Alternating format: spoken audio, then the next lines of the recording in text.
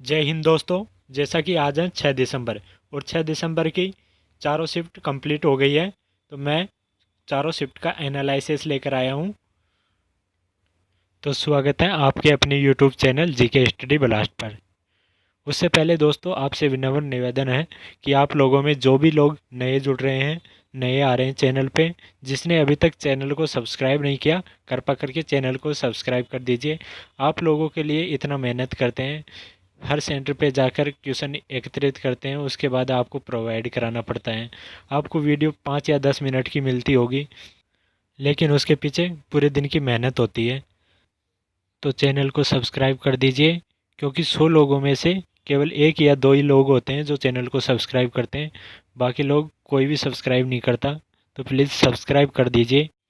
और अगर आपको पीडीएफ चाहिए इस एनालिसिस की, तो डिस्क्रिप्शन में टेलीग्राम की लिंक मिल जाएगी, तो टेलीग्राम चैनल ज्वाइन करके आप पीडीएफ प्राप्त कर सकते हो। तो शुरू करते हैं बिना किसी देरी के।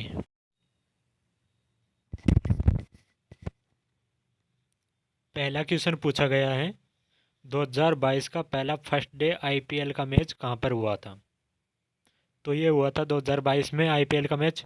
सबसे पहला मैच हुआ था मुंबई में। अगला क्वेश्चन आया था, नीति आयोग का उपाध्यक्ष कौन है?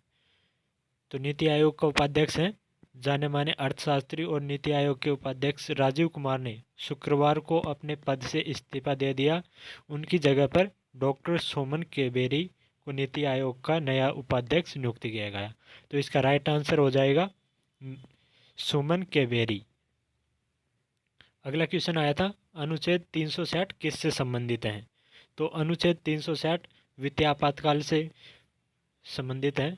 तो इसमें यदि राष्ट्रपति संतुष्ट हैं कि देश में ऐसी स्थिति उत्पन्न हो गई है जिसके कारण भारत वित्तीय स्थिरता, भारत की साख या उसके क्षेत्र के किसी भी हिस्से की वित्तीय स्थिरता को खतरा है, तो वह केंद्र की सलाह पर अनुच्छेद 360 के तहत वित्तीय आपातकाल की घोषणा कर सकता है। तो यह राष्ट्रपति लगा सकता है वित्तीय आपातकाल। अगला क्वेश्चन पूछा था, डीआरडीओ का चेयरमैन कौन है?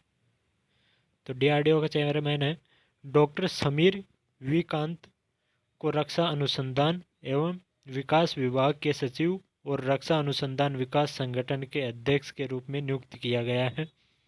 वहीं वर्तमान सचिव जी सतीश रेड्डी को रक्षा मंत्री का वैज्ञानिक सलाहकार नियुक्त किया गया है। तो इसका राइट आंसर हो जाएगा डॉक्टर समीर विकांत। अगला क्वेश्चन पूछा था, यामिनी कृष्णमूर्ति को 2016 में कौन सा पुरस्कार मिला था?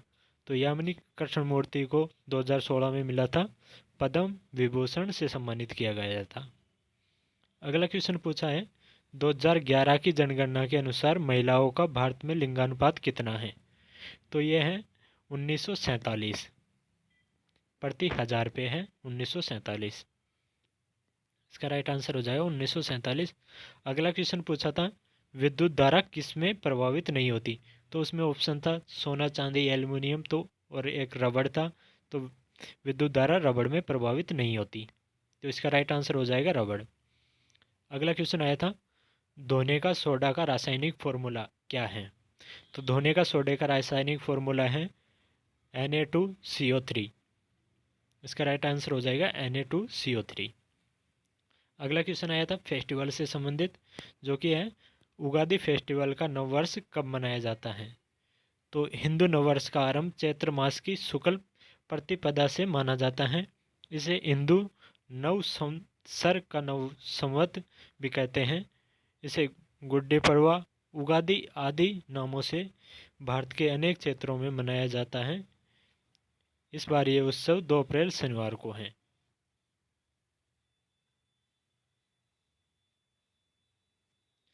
अगला क्वेश्चन पूछा गया था, सरोजिनी नायडू ने 1925 कांग्रेस के किस अधिवेशन की अध्यक्षता की थी?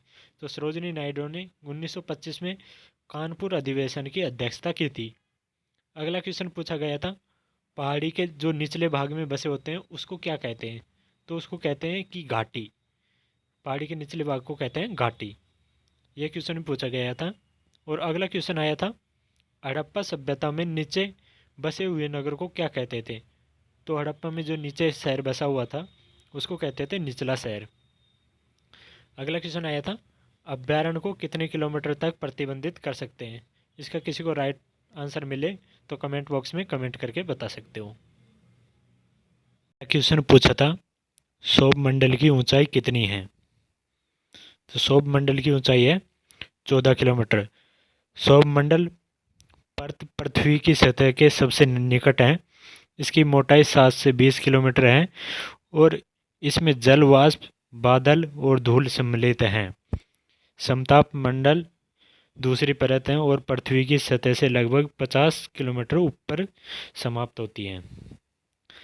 अगला क्वेश्चन पूछा था इस शिफ्ट में, बैसाखी त्यौहार कौन से महीने में मनाया जाता है? तो बैसाखी का पर्व हर साल 14 अप्रैल को मनाया जाता है और इस दिन ही ग्रहों के राजा सूर्य मेष राशि में गोचर करते हैं, जिसे मेष संक्रांति कहा जाता है। और इसकी शुरुआत हुई थी पंजाब प्रांत से बैसाखी त्यौहार की। और अगला क्वेश्चन पूछा गया था इसमें, 2022 में संगीत के क्षेत्र में पद्मश्री किसे दिया गया है? तो संगीत के क्षेत्र में ये पद्मश्री दिया गया है प्रभा अत्रे को। शास्त्रीय संगीत की दुनिया में डॉक्टर प्रभा अत्रे एक जाना माना नाम है। वह कलाकार, संगीतकार, लेखक और संगीत के अलग अलग पहलुओं की जानकार हैं। अपने रचनात्मक से वह कला क्षेत्र में एक अलग पहचान रखते हैं। वह हिंदुस्तानी शास्त्रीय परंपरा के शीर्ष गायकों में से एक हैं। उन्होंने वैश्विक स्तर पर भारतीय शास्त्रीय नृत्य को लोकप्रिय बनाने में अहम भूमिका निभाई। डॉक्टर प्रभा अत्रे उन दुर्लभ कलाकारों में से हैं जिन्हें संगीत की अलग अलग विधाओं में महारत हासिल है। अगला क्वेश्चन पूछा गया था, एशिया की सबसे बड़ी दूरबीन संस्थान कहाँ पर स्थित है? तो ये है प्रधानमंत्री नरेंद्र मोदी और बेल्जियम के प्रधानमंत्री चार्ल्स मिचेल ने संयुक्त रूप से 30 मार्च 2016 को एशिया की सबसे बड़ी दूरबीन देवस्थल ऑप्टिकल टेलीस्कोप का बेल्जियम की राजधानी ब्रुसेल्स से रिमोट से शुभारंभ किया। यह दूरबीन उत्तराखंड में नैनीताल के पास देवस्थल में मनोरा पहाड़ी पर स्थित है। तो इसका राइट आंसर हो जाएगा उत्तराखंड में नैनीताल के पास देवस्थल में मनोरा पहाड़ी पर स्थित है। अगला क्वेश्चन पूछा था पल्लव वंश से संबंधित कि पल्लव वंश के संस्थापक कौन हैं? तो इसके पल्लव वंश के संस्थापक हैं सिंह विष्णु। सिंह विष्णु पल्लव वंश का संस्थापक था। पल्लव वंश कालाभरा ने तमिल देश में संगम युग के बाद 250 वर्षों के लिए शासन किया। पहला क्वेश्चन आया है, क्षत्रिय नृत्य कहाँ का लोक नृत्य है? तो क्षत्रिय नृत्य असमिया 8 मुख्य भारतीय शास्त्रीय नृत्य परंपराओं में से एक है। यह नृत्य असम का शास्त्रीय नृत्य है। वर्ष 2000 में इस नृत्य को भारत के 8 शास्त्रीय नृत्यों में सम्मिलित होने का गौरव प्राप्त हुआ है। तो इसका राइट आंसर हो जाएगा असम। अगला क्वेश्चन पूछा गया था, नमस्ते योजना किसके द्वारा शुरू की गई है? तो नमस्ते योजना सामाजिक न्याय और अधिकारिता मंत्रालय और आवास व शहरी मामलों के मंत्रालय द्वारा संयुक्त रूप से शुरू की गई थी। यह एक केंद्रीय क्षेत्र की योजना है।